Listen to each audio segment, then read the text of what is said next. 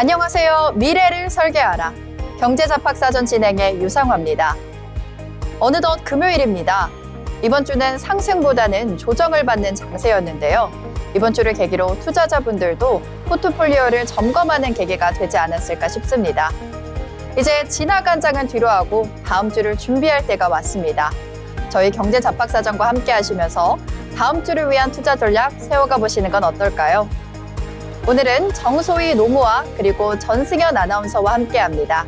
안녕하세요. 안녕하세요. 네, 미증시로 넘어가 보겠습니다. AI 버블런이 좀처럼 사그러들지 않는 가운데 간밤 미증시는 하락으로 마감했습니다. 여기에 노동시장 불안에 대한 우려까지 겹치면서 투심이 약화되는 모습이었는데요. 자세한 미증시 상황 노무 아나운서와 함께 정해보겠습니다. 전해주시죠.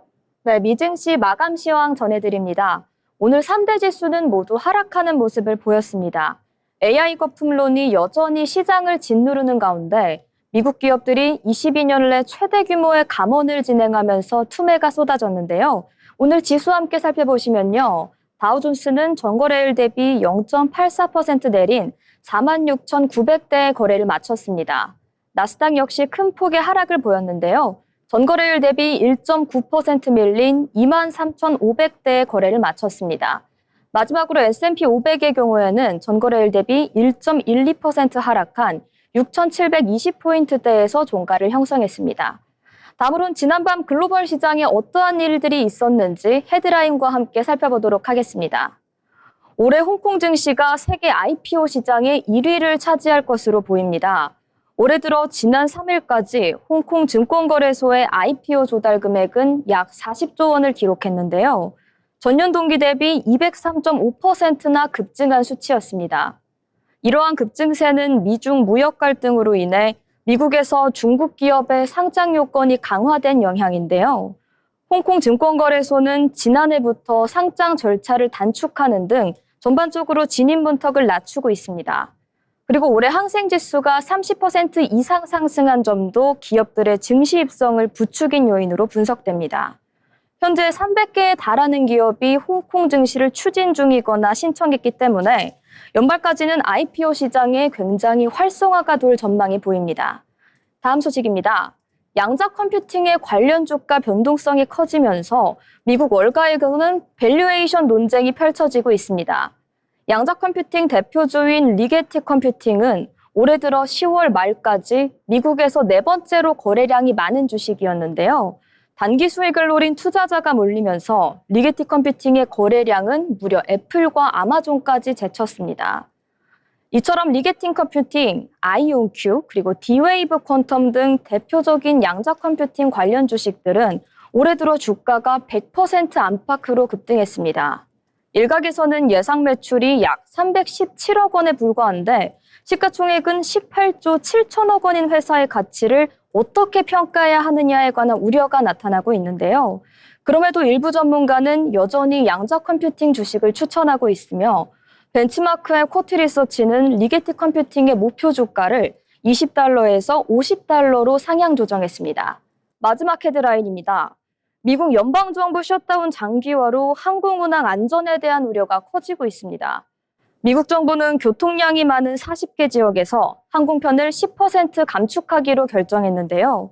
숀 더피 교통부 장관과 브라이언 베드퍼드 연방항공청 청장은 항공관제사의 피로가 커지고 있기 때문에 이 조치를 7일부터 시행한다고 밝혔습니다.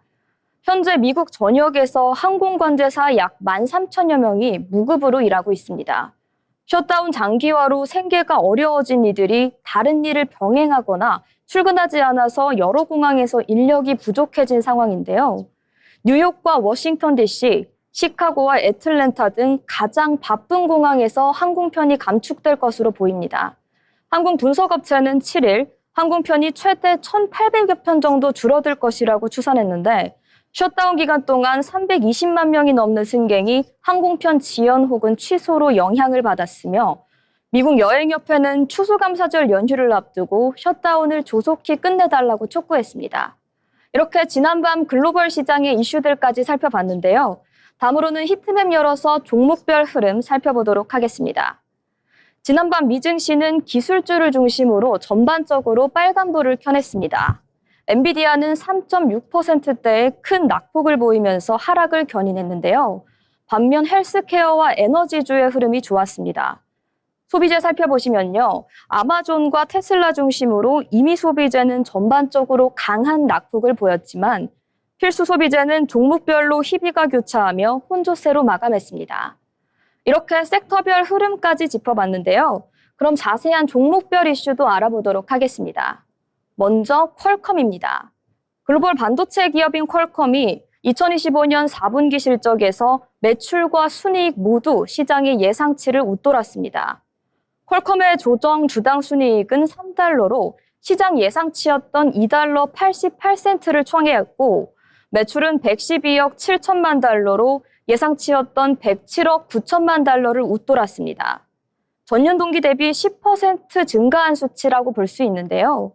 퀄컴은 2020 회계연도 1분기 매출을 118억에서 126억 달러로 전망했으며 이는 시장 예상치였던 116억 2천만 달러를 상회하는 수준입니다. 핸드셋 부문 매출은 전년 대비 14% 증가했고 자동차 부분은 17%, 그리고 사물 인터넷 부분은 7% 증가했습니다. 퀄컴은 AI 반도체를 차세대 성장축으로 지목하고 있습니다. 엔비디아가 독점적 지위를 구축한 AI 프로세서 시장에서 퀄컴은 AI200과 AI250이라는 신형 AI 가속칩을 통해 새로운 돌파구를 마련할 계획인데요. 두 제품 모두 대규모 언어 모델 등 첨단 AI 모델을 학습시키는 데 필요한 고성능 연산력을 제공할 예정입니다. 다음은 최근 계속해서 화두에 오르고 있는 AI 칩과 관련된 이슈입니다. 중국 정부가 정부 자금이 투입된 모든 신규 데이터 센터에 외국산 인공지능 칩 사용을 전면 금지했습니다. 한때 중국 시장의 95%를 차지했던 엔비디아는 사실상 퇴출됐다고 볼 수 있는데요. 로이터 통신에 따르면 중국 당국은 국가 자금이 조금이라도 투입된 데이터 센터에는 오로지 중국산 AI 칩만 쓴다고 발표했습니다. 공사 중인 곳도 설치된 엔비디아 혹은 인텔 칩을 모두 제거하라는 명령을 내렸는데 반면 화웨이와 캠브리콘 등 중국 반도체 기업들은 정부가 추진 중인 1,000억 달러 프로젝트의 최대 수혜자가 될 전망입니다. 그리고 엔비디아의 젠슨 황 CEO가 미국을 향해 선뜻한 경고를 날렸습니다. 젠슨 황은 런던에서 열린 AI 미래 서밋에서 AI 경쟁에서는 결국 중국이 미국을 승리할 것이라고 얘기했는데요. 그는 미국 등 서방은 기술 발전을 규제하는 냉소주의에 빠진 반면 중국은 기업에게 전기를 무료로 사용하게 하는 등 기술 발전의 환경을 조성하고 있다고 밝혔습니다. 앞서 젠슨 황은 지난달 미국이 중국과의 AI 경쟁에서 승리하기 위해서는 중국 시장에 진출해야 한다고 강조했었는데요. 엔비디아의 블랙윌 칩 수출을 금지한 트럼프 대통령을 압박하고 나섰다는 게 월가의 분석입니다.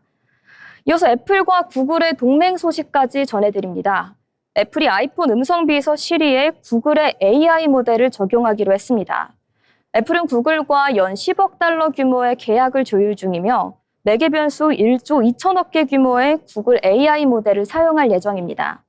이를 통해 시리의 대화 맥락 이해 능력 등은 크게 향상될 것으로 보입니다. 다만 애플은 구글의 모델을 애플 전용 서버에서만 구동시켜서 사용자의 개인정보는 강화하겠다는 방침을 밝혔습니다. 그리고 구글 모델은 임시 해결책으로 애플은 향후 자체 AI 모델을 사용할 계획입니다. 이번 조치가 시리의 오랜 한계를 극복하는 될 것으로 기대됩니다. 이렇게 주요 기업들 이슈까지 소개해드리며 오늘 미증시 브리핑 마칩니다. 아시아 증시가 좋은 흐름을 이어가는 가운데 홍콩 증시에도 훈풍이 불었습니다. 여기에 구글과 애플의 동맹 소식도 앞으로 주가에 영향을 미칠 것 같은데요. 이 점 참고하셔서 투자 이어가시면 좋을 것 같습니다.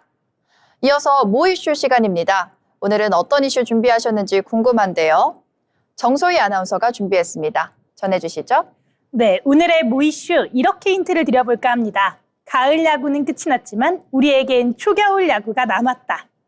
우리의 모 이슈 오늘 바로 WBC의 대표팀의 시험 무대 2025 K 베이스볼 시리즈입니다. 오는 토요일과 일요일 고척에서 체코와 2연전이 이어지고요. 그리고 이어서 도쿄돔 원정에서 일본과의 2연전으로 총 4경기 동안 빡빡하게 달릴 예정입니다. 우리 WBC를 향한 리허설이자 대표팀의 첫 호흡인데요. 얼마나 완성됐을지가 기대가 됩니다. 이번 시리즈가 특별한 이유, 바로 WBC 때문인데요. 9월 랭킹을 기준으로 현재 일본이 1위, 한국이 4위, 체코가 15위입니다. 2023 WBC에서 우리나라가 체코를 7대3으로 이겼던 경험이 있지만 지금 체코는 만만하게 볼 상대가 아닙니다. 체코는 우리나라보다 세계 랭킹은 아래지만 올해 유럽 선수권에서 처음으로 3위에 오르는 등 굉장히 상승세를 보이고 있는데요. 실험 야구 수준이었다라는 평가에서 이제는 대회 때 만나면 상대하기 까다롭다, 이런 평가까지 나오고 있습니다. 그리고 이어질 일본과의 2연전은 말 그대로 빅매치죠. 이 투수 운용부터 번트, 주루, 그런 타선의 응집력까지 WBC 메타에서 얼마나 일본 공략 해답을 구체화하느냐가 핵심이 될 텐데요. 그럼 이 게임들 언제 만나볼 수 있을까요? 먼저 11월 8일과 9일에는 서울 고척 스카이돔에서 체코전이 열리고요. 이어서 15일과 16일에는 도쿄돔으로 넘어가서 일본과 만나게 됩니다. 이번 일본 원정 경기에서는 이름도 바뀌는데요. 2025 렉서스 사무라이 재팬 시리즈로 이름이 바뀝니다. 이번 시리즈의 경우 2026년 3월에 열릴 WBC를 대비하는 평가전이자 유지현 감독이 WBC 감독으로 부임한 이후 첫 경기입니다. 같은 시조에 묶인 일본과 체코의 현재 전력과 우리 스타일의 궁합을 실전으로 확인하는 무대가 될 수 있겠습니다. 35인으로 구성된 대표팀은 2일부터 소집해서 훈련이 시작됐는데요. 한국 시리즈를 끝낸 LG와 한화의 선수들도 4일부터 합류해서 현재 전력은 풀 스쿼드로 정비가 됐습니다. 내일 있을 8일 체코와의 1차전 선발 곽빈 선수로 예정되어 있습니다. 곽빈 선수 같은 경우 이번 시즌에 19경기 5승 7패, ERA는 4.2를 기록했는데요. 옆구리 부상 이슈로 공백이 있었던 만큼 이번에는 긴 이닝을 소화하기보다는 루틴 점검과 감각 회복에 초점을 둘 예정이라고 합니다. 이 류중일 감독도 결과보다 컨디션을 우선하겠다라고 이야기를 했지만 사실상 대표팀의 첫 단추인 만큼 승패가 중요하지 않을 수 없겠는데요. 그렇다 보니 경기에서 다양한 선수 조합을 시험하면서 실전 관리엔 예민하게 갈 가능성이 높아 보입니다. 사실상 이번 시리즈는 누가 잘하냐보다 어떻게 이기느냐가 중요한 경기가 되겠습니다. WBC를 앞두고 실전 감각을 끌어올릴 수 있는 기회인 만큼 이번 시리즈를 통해 일본, 체코와의 실전 데이터가 쌓이고 또 WBC 조별리그 전략을 더 입체적으로 다듬는 게 필요하겠습니다. 이렇게 이야기를 하니까 내일부터 있을 경기가 더 기대되는데요. 그렇다면 이번 시리즈 어디에서 볼 수 있을까요? 8일과 9일 체코전 중계는 MBC와 SBS에서 동시에 생중계될 예정인데요. 여기에 이어서 더 특별한 자리도 있습니다. 바로 전국 CGV 극장에서도 생중계를 함께 만날 수 있습니다. 극장의 대형 스크린을 통해서 뜨거운 응원전도 함께 즐길 수 있겠는데요. 또한 경기는 네이버 스포츠로도 함께 하실 수 있습니다. 패기 넘치는 고척의 표호, 또 뜨거운 도쿄의 열기, 그리고 다가올 3월의 큰 무대까지. 시즌은 끝이 났지만 우리의 야구는 아직 끝나지 않았습니다. 이번 기회가 선수들에게는 성장 곡선을, 또 코칭 스태프들에게는 어떻게 운용하느냐에 대한 이 힌트를 줄 수 있는 경기가 됐으면 좋겠습니다. 결과가 좋다면 너무나도 좋겠지만 사실 아쉬운 결과가 있더라도 더 나아갈 수 있는 힌트를 얻는 경기가 되길 바라보겠습니다. 지금까지 오늘의 모이슈 2025 K 베이스볼 시리즈였습니다. 네, 정소희 아나운서가 야구에 대한 소식 잘 전해주셨습니다. 이번 주말 어떻게 보내야 될까 아직 고민 중이신 분들이라면 체코와의 야구 경기 챙겨보시는 건 어떨까요? 이어서 주목해볼 만한 경제 이슈를 정리해드리는 뉴스 브리핑 시간입니다. 이번 시간에는 노무와 정소희 아나운서가 준비했습니다. 전해주시죠. 네, 제가 먼저 준비한 뉴스는 코스피 7,500과 관련된 소식인데요. KB증권이 장기 강세장이 이어질 경우 코스피 지수가 최대 7,500까지 오를 것으로 전망했습니다. KB증권은 보고서를 통해 삼적 호황에 따른 밸류에이션의 확장과 코스피 실적 사이클을 시작으로 40년 만에 강세장에 진입했다는 분석을 내놨는데요. 내년 코스피 타깃을 무려 5,000포인트로 제시했습니다. 코스피 전략업종으로는 반도체, 원전, 그리고 방산과 증권을 선정했고 최선호주로는 삼성전자와 SK하이닉스, 그리고 두산에너빌리티를 뽑았습니다. 그리고 강세장에서 조정이 나올 경우 지수는 조정 후 급반등한다고 설명을 했는데요. 김동원 KB증권 연구원은 1998년에서 99년 강세장의 경우 단기 조정 후 코스피 지수가 약 2배 상승했다고 말했습니다. 이어 최근 제기된 AI 버블에 관해서는 아직 시기상조라고 진단했는데요. 1999년 당시 미국 정부 정책에 따른 시장 환경 그리고 닷컴 버블의 기반이 현 시점과는 분명한 차이를 나타낸다고 얘기했습니다. 당시 닷컴 업체들의 평균 PER은 60배였지만 2025년 현재 AI 기업의 평균 PER은 30배로 절반 수준에 불과하다고 설명했습니다. 다음 소식입니다. 지난 6일 오후 2시에 울산시 남구 한국동서발전 울산화력발전소에서 시설물 해체 작업 중 대형 사고가 발생했습니다. 철제 보일러 타워가 무너지면서 현장 작업자들이 매몰됐고 소방당국이 밤새 구조 작업을 펼쳤지만 결국 사망자가 발생했습니다.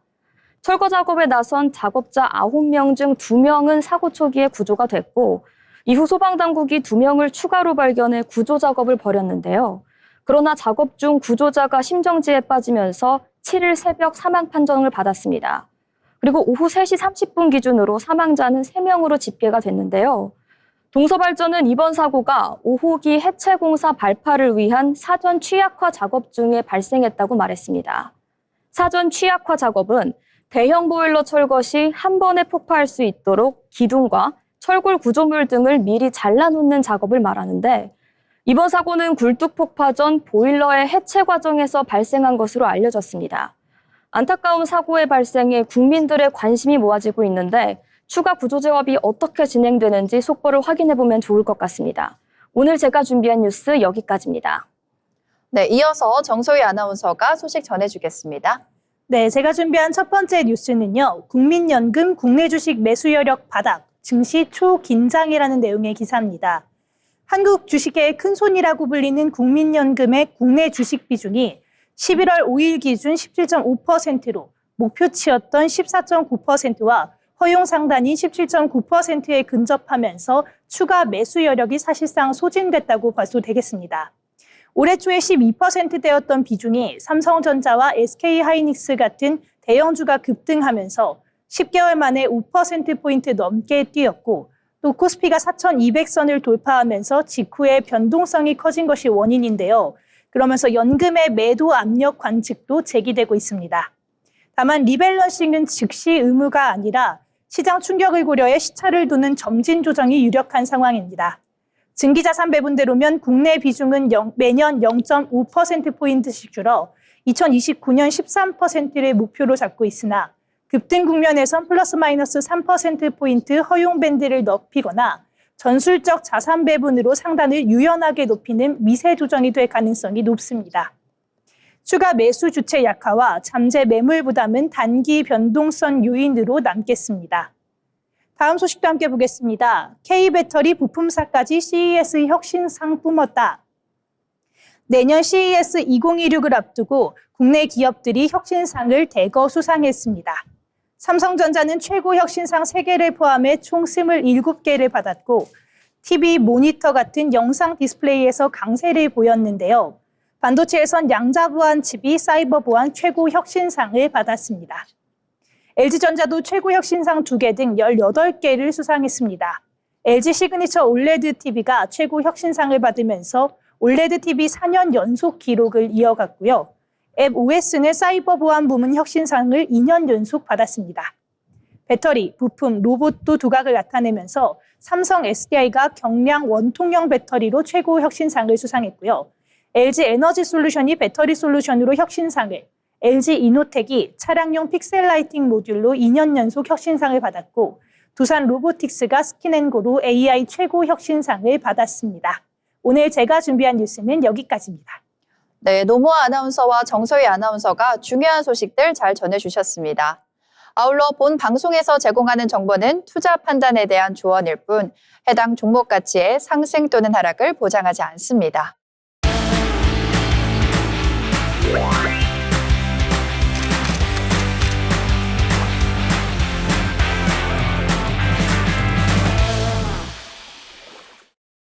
쌀쌀해진 11월, 따뜻한 밥 한 공기만큼 든든한 게 또 있을까요? 오늘은 우리 밥상의 주인공, 쌀을 주제로 한 아주 특별한 축제를 소개해드리겠습니다. 오는 11월 28일부터 30일까지 경기도 일산 킨텍스에서 열리는 2025 K-라이스 페스타입니다. K-라이스 페스타는 농림축산식품부가 주최하고 한국쌀가공식품협회가 주관하는 대한민국 대표 쌀 산업문화축제입니다. 쌀하면 단순히 밥만 떠오르기 쉽지만 이 축제에서는 쌀이 빵과 디저트, 음료, 심지어 뷰티 제품으로까지 변신한 모습을 볼 수 있는데요. 주제는 쌀의 재발견, 밥 그 이상의 가치입니다. 듣기만 해도 건강하고 따뜻한 느낌 아닌가요? 행사장은 크게 3가지 구역으로 나뉩니다. 첫 번째, 쌀 산업관에서는 최신 쌀 가공 기술과 다양한 제품을 전시하고 쌀 가공식품 스타트업의 신제품도 직접 만나볼 수 있습니다. 두 번째, 체험존에서는 아이들과 함께 체험할 수 있는 쿠킹 클래스, 쌀빵 만들기, 그리고 인기 셰프들의 요리 시연 무대도 마련돼 있습니다. 세 번째, 미래쌀관에서는 스마트 농업과 친환경 재배 기술 등 미래 세대를 위한 쌀 산업의 방향성을 보여주는 전시도 준비되어 있습니다. 축제의 하이라이트는 뭐니 해도 시식존 아닐까요? 쌀로 만든 버거, 쌀 파스타, 쌀 맥주, 쌀 젤라또까지. 이게 진짜 쌀로 만들 거라고? 하고 놀라실 건데요. 또한 현장에서는 쌀 소비 캠페인과 SNS 인증 이벤트도 진행됩니다. 해시태그 K-라이스 페스타를 달고 사진을 올리면 선착순으로 쌀 선물 세트를 받을 수 있다고 합니다. 행사장은 일산 킨텍스 제1전시장, 지하철 3호선 대화역에서 도보 약 10분 거리입니다. 운영 시간은 오전 10시부터 오후 6시까지, 입장은 무료라 부담 없이 다녀오실 수 있습니다. 올해 가을의 끝자락, 든든한 쌀향기 속의 건강한 맛, 그리고 미래를 한 번에 느껴보시는 건 어떨까요? 밥이 보약이다라는 말이 괜히 있는 게 아니죠. 가족과 함께 혹은 친구들과 함께 쌀로 빚는 즐거움이 가득한 축제, 2025 K-라이스 페스타, 일산에서 여러분을 기다립니다.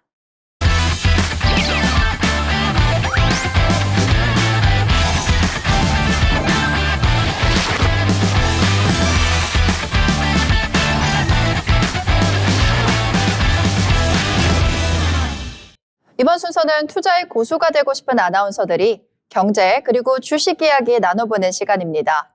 먼저 국내장 마감 상황부터 살펴보고 오겠습니다. 오늘은 전승현 아나운서가 준비했습니다. 전해주시죠. 11월 7일 국내 증시 마감 시황 전해드립니다. 미국발 AI 버블론의 충격 영향으로 코스피가 장중 1% 하락폭을 보이며 4천선을 내줬습니다. 코스피 오늘 1.73% 하락하며 3,956선에 장 마감했습니다. 코스닥도 2% 넘게 내리며 876선의 거래에 마쳤습니다.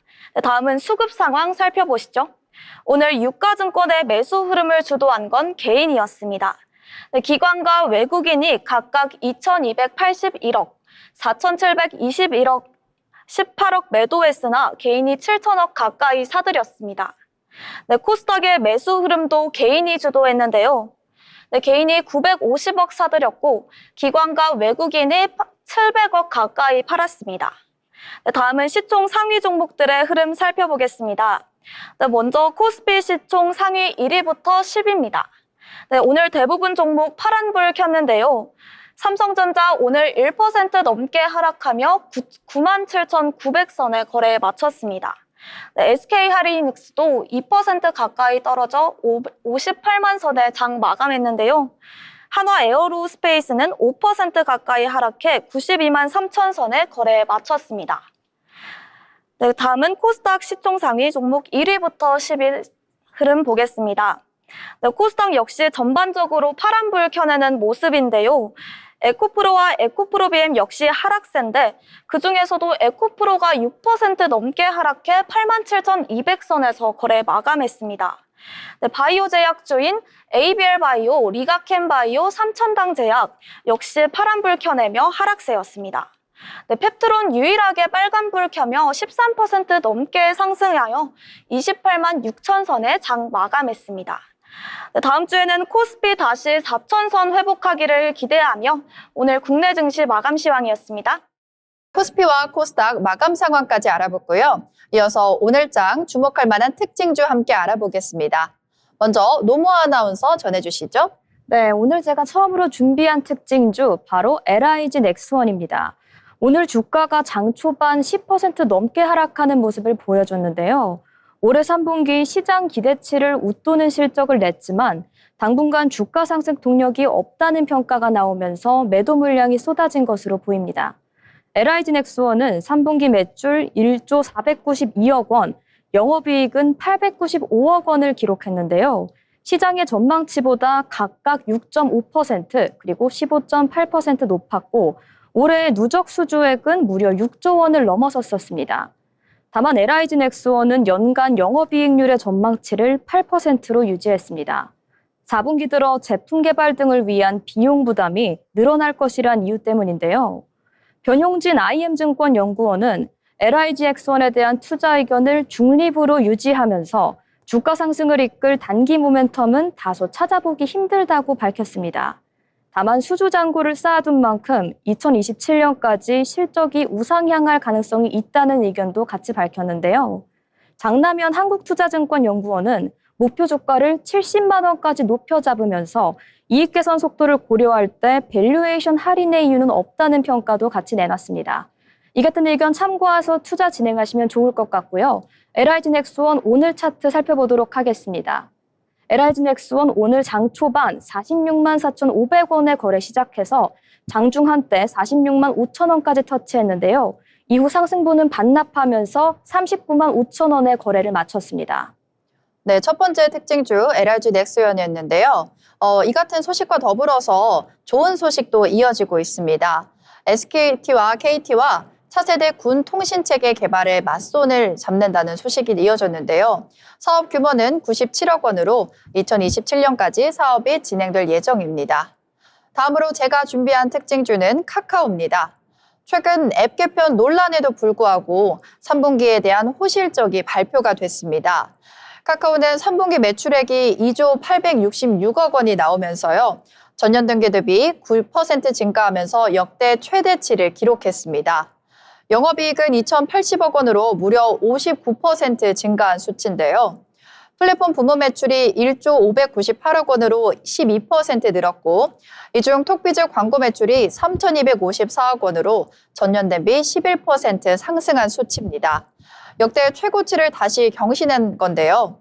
특히 비즈니스 메시지 매출이 22%가 증가하면서 톡 기반 광고 사업이 카카오 실적의 핵심 동력으로 자리 잡고 있습니다. 전반적으로 광고와 금융, 콘텐츠가 고르게 성장하면서 플랫폼 사업 전반의 수익성이 개선된 점이 이번 실적의 특징으로 꼽힙니다. 시장에서는 카카오가 단기 논란을 넘어서 실적 중심의 체질 개선에 성공하고 있다면서 플랫폼 가치 회복세가 이어질 것으로 기대하고 있습니다. 이어서 다음 특징주 정소희 아나운서가 전해주시죠. 네, 제가 가져온 특징주 아모레퍼시픽입니다. 오늘 아모레퍼시픽 호실적을 발표하면서 주가가 상승세를 탔는데요.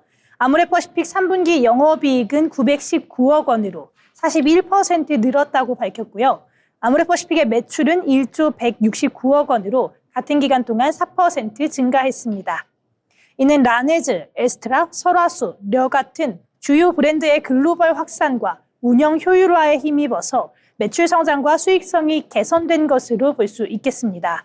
이번 3분기의 실적은 주력사인 아모레퍼시픽이 주요 브랜드 제품들의 글로벌 확장이 성과를 낸 것으로 나타납니다.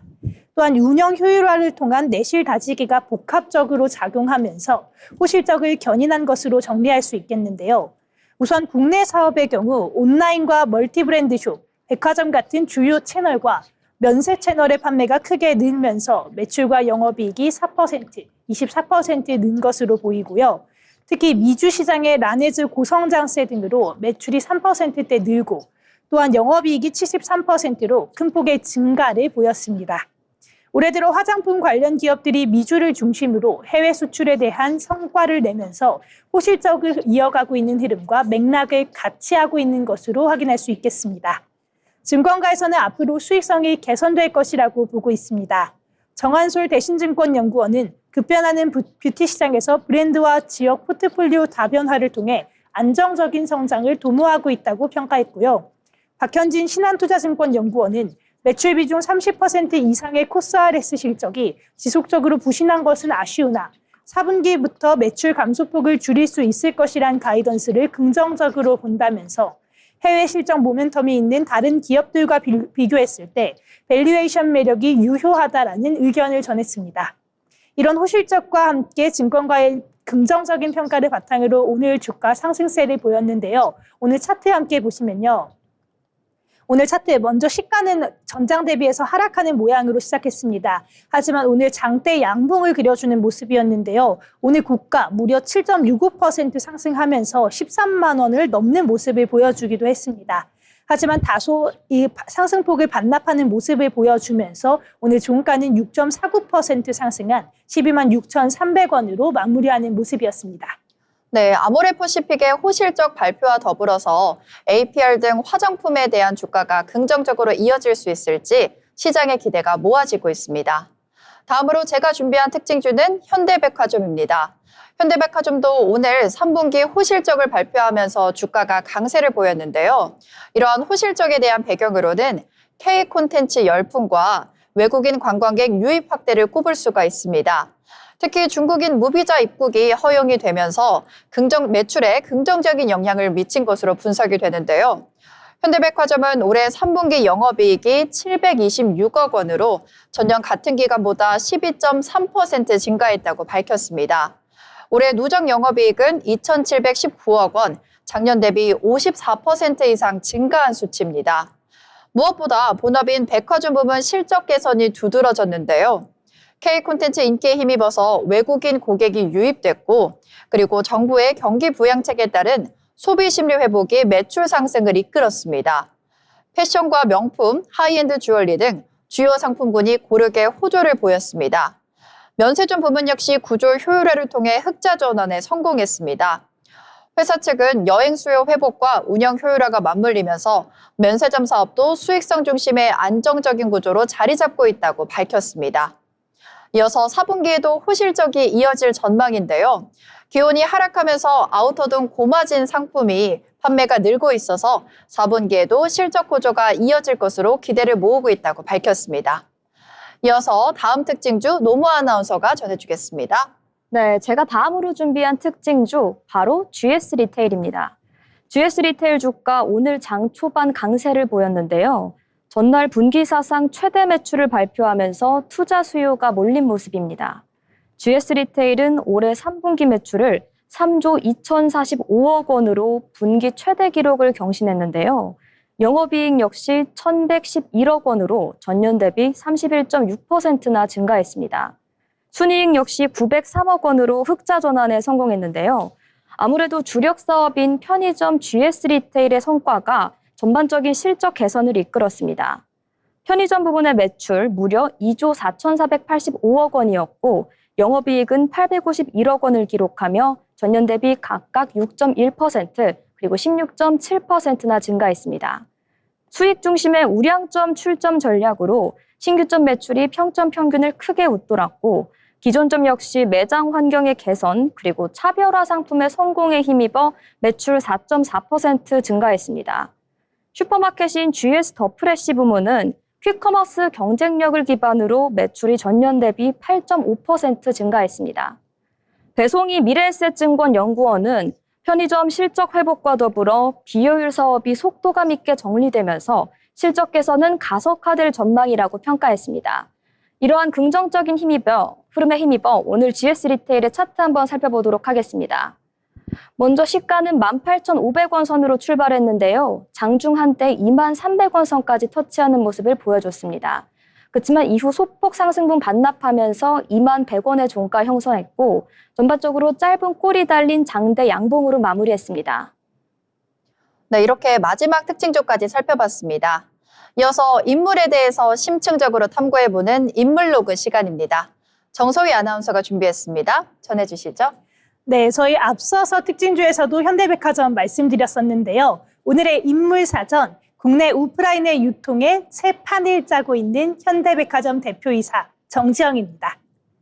더현대 서울의 성공을 전국과 해외로 확장하면서 K브랜드 플랫폼을 키우고 있는 인물인데요. 정지영 대표이사는 1963년생으로 고려고등학교와 고려대학교 경영학과를 졸업했고요. 1991년 현대백화점에 입사했습니다. 울산 점장, 영업실장, 영업전략실장, 영업본부장을 거쳐서 2024년에 대표이사 사장에 선임됐는데요. 30여 년을 한 회사에서 보낸 정통 현대맨으로 현장 경영과 임직원 소통을 중시하고 있는 인물입니다. 정지영 대표이사가 했던 핵심적인 혁신, 바로 더현대 서울인데요. 여의도 업무지구라는 한계를 뒤집고 더현대 서울을 빠르게 안착시켰습니다. 자연채광과 대형 휴식 공간, 팝업 중심의 콘텐츠로 MZ세대의 유입을 키웠고 개장 후 업계 최단 기간에 연매출 1조 원을 돌파하기도 했는데요. 더현대 서울을 두고 정 대표는 빈칸을 K패션과 팝업으로 채운 실험이 성공적으로 이어졌다는 평가를 내리기도 했습니다. 이처럼 더현대 서울이 오프라인 리테일의 포맷을 재정의했다라고 할 수 있겠습니다. 이에 더해서 K브랜드 수출 지원 플랫폼 더현대 글로벌을 출범해 해외 사업에 시동을 걸었습니다. 2025년 9월 일본 도쿄 파르코 시부야에 정규 매장 1호점을 열었고 2026년 상반기에는 오모테산도 대형 플래그십을 포함해 5년간 일본의 5개 매장을 순차적으로 오픈할 계획입니다. 2025년 10월에는 대만 시니플레이스 A11의 팝업을 열고 후속 점포를 타진 중입니다. 통관과 운영 협상까지 현대백화점이 총괄하면서 국내 유망 브랜드가 손쉽게 해외에 진출하도록 설계한 것이 강점입니다. 이런 더현대를 전국적으로도 확산하고 있는데요. 부산 에코델타시티의 더현대 부산은 2027년 상반기에 개점을 목표로 하고 있습니다. 하이브리드 복합몰인 더현대 2.0 모델을 적용하고 있고요.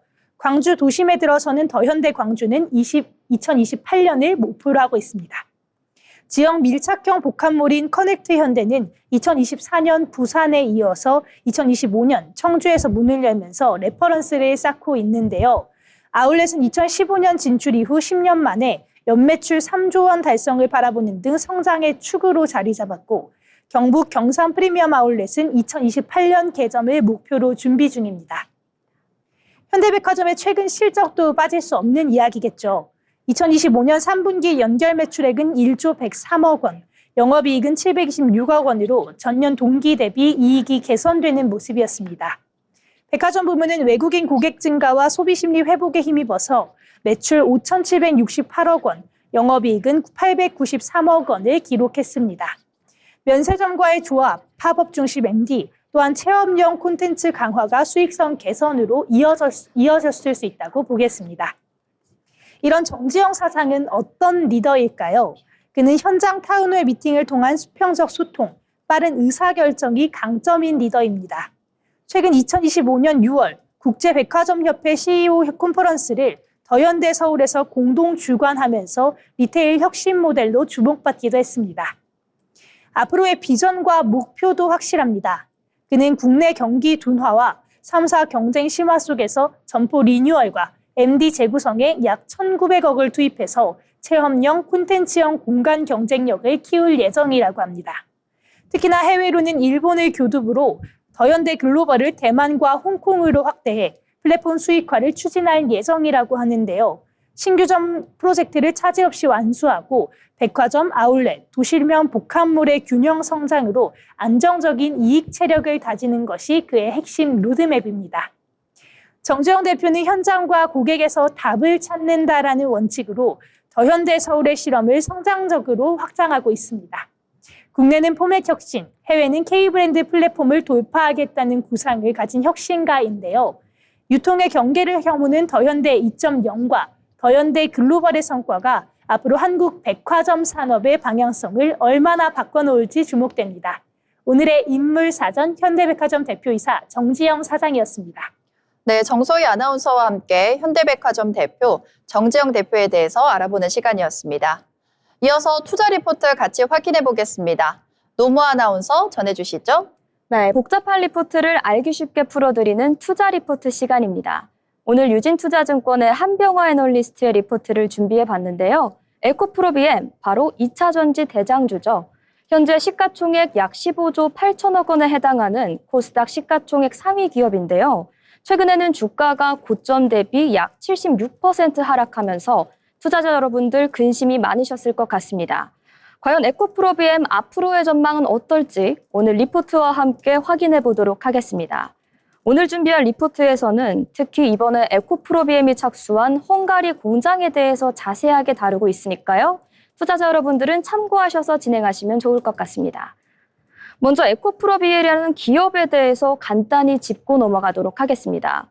에코프로비엠은 2016년에 에코프로의 계열사로 설립된 2차 전지 소재 전문 기업인데요.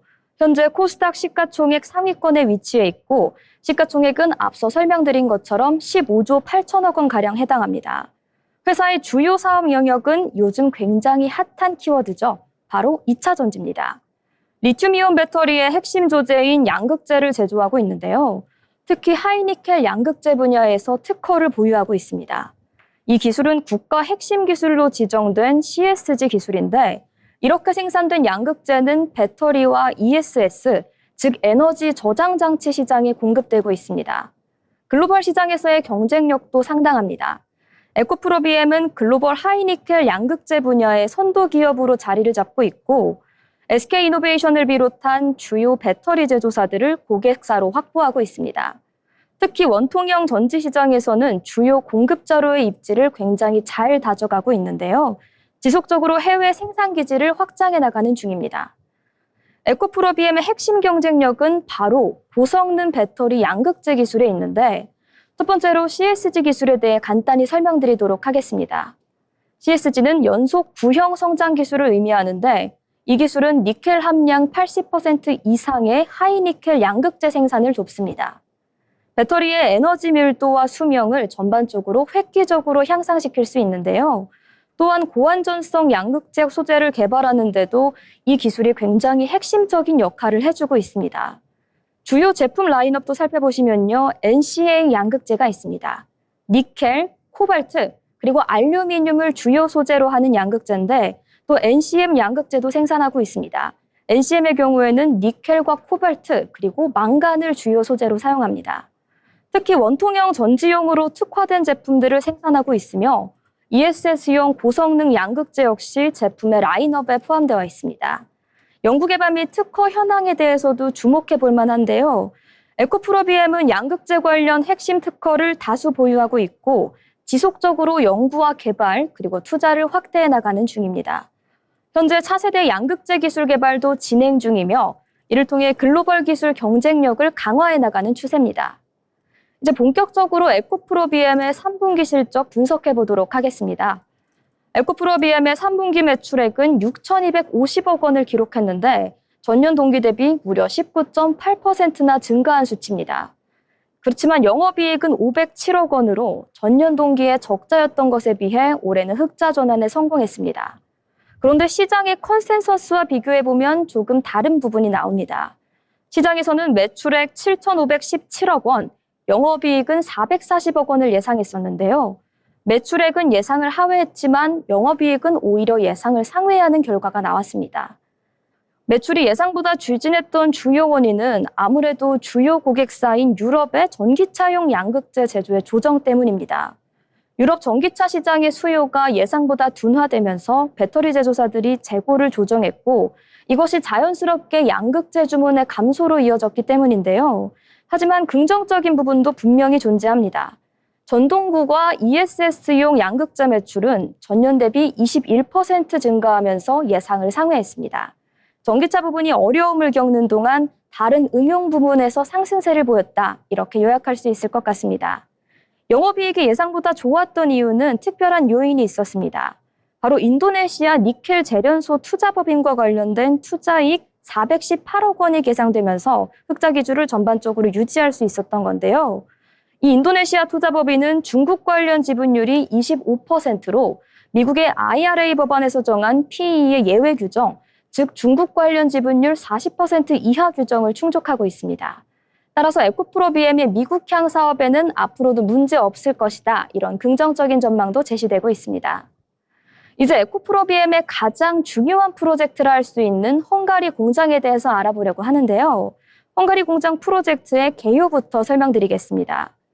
에코프로비엠은 헝가리 데브레첸시에 약 18만 제곱미터 규모의 공장 부지를 신설했습니다. 이것은 약 5만 4천 평 정도의 면적인데 이 공장이 에코프로비엠의 유럽 내 첫 번째 생산기지가 될 예정입니다. 데브레첸이라는 위치는 전략적으로 매우 중요한데요. 이곳은 유럽 배터리 벨트의 중심부에 위치하고 있습니다.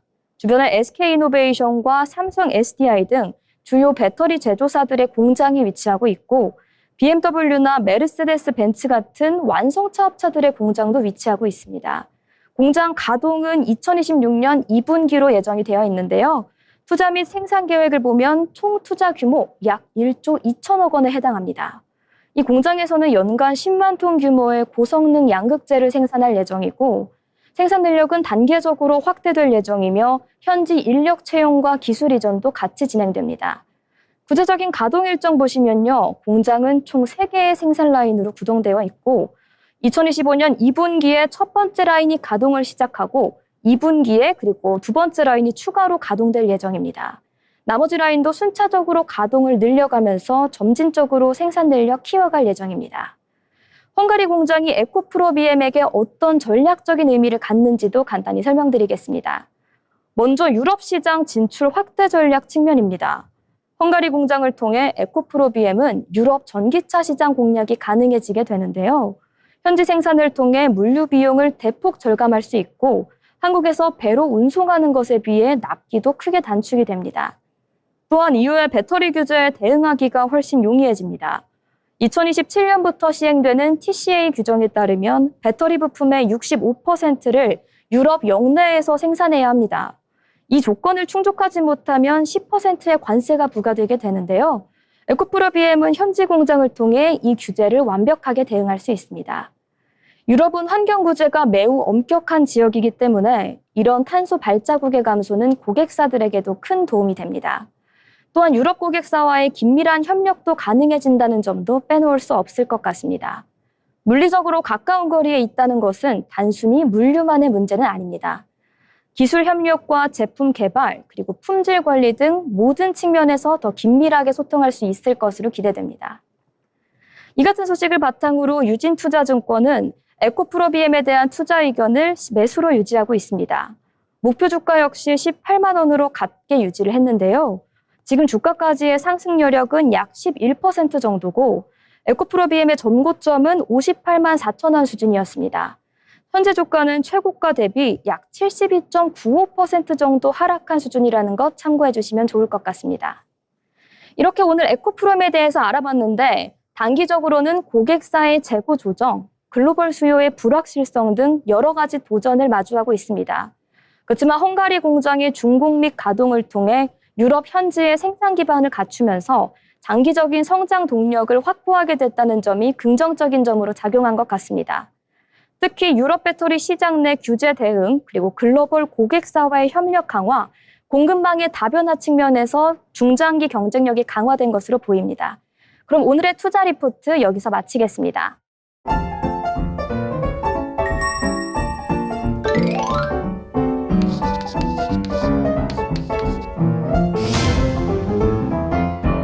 오늘 장 어땠는지 한 줄 평으로 마무리해보겠습니다. 먼저 노무 아나운서 오늘 장 어떻게 보셨나요? 저는 오늘 장 정말 딱 한 줄로 요약해 보도록 하겠습니다. 쉬어가기, 이렇게 간단히 요약하면 될 것 같습니다. 네, 노무 아나운서 쉬어가기로 요약해 주셨고요. 이어서 정소희 아나운서는요? 네, 저는 오늘 장 개별 실적에 주목하자 이렇게 이야기해 보도록 하겠습니다. 네, 쉬어가기와 개별 실적. 다음 주도 저희 경제잡학사전과 함께 하시면서 대응 전략 잘 세워드리도록 하겠습니다. 오늘 저희가 준비한 소식은 여기까지입니다. 시청해주신 여러분 고맙습니다.